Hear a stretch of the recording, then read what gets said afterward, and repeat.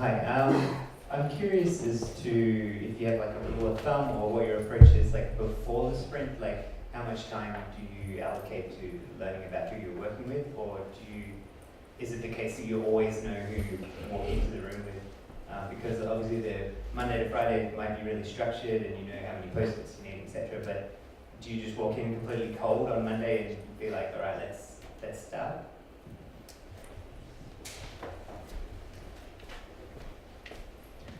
The sprint process, the way I, sort of the weird circumstances at Google Ventures that I was in as we were sort of developing the way the recipe is in the book, it's optimized for walking in the room knowing almost nothing.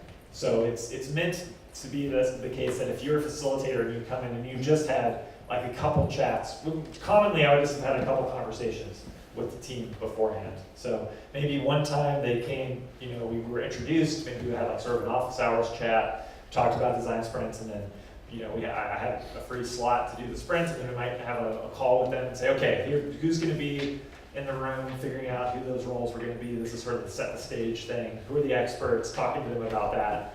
Maybe a follow-up email as they sort of filled out the doc. But in terms of like context about the domain, and it's like, are they a robotics company, or are they, building some kind of enterprise software, whatever it might be, I would have to learn that on Monday in the room, and that was just because of the way we were switching projects and had so many teams. And so it is meant to work in that way. If you come in on Monday, it's a bit harder than in having context, but going through the mapping process, I found that being totally naive about the subject matter was helpful for the team, even though the team all knew a lot about it.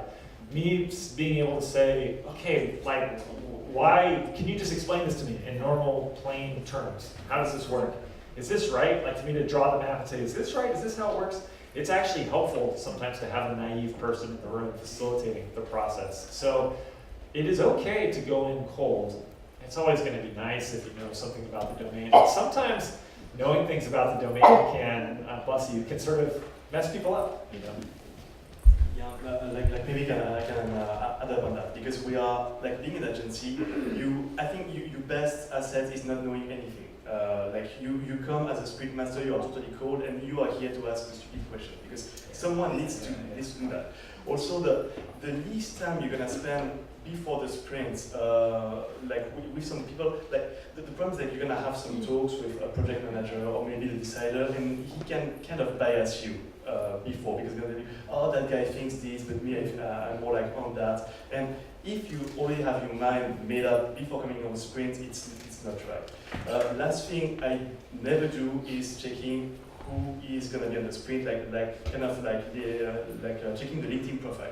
Because you're gonna be working with super high level people, VPs, senior VPs, CEOs, and if you see the whole CV and the whole LinkedIn, I mean, that, like the stress level will be to the roof. So it's just better to come, it's a bit cold and a bit naive. That was.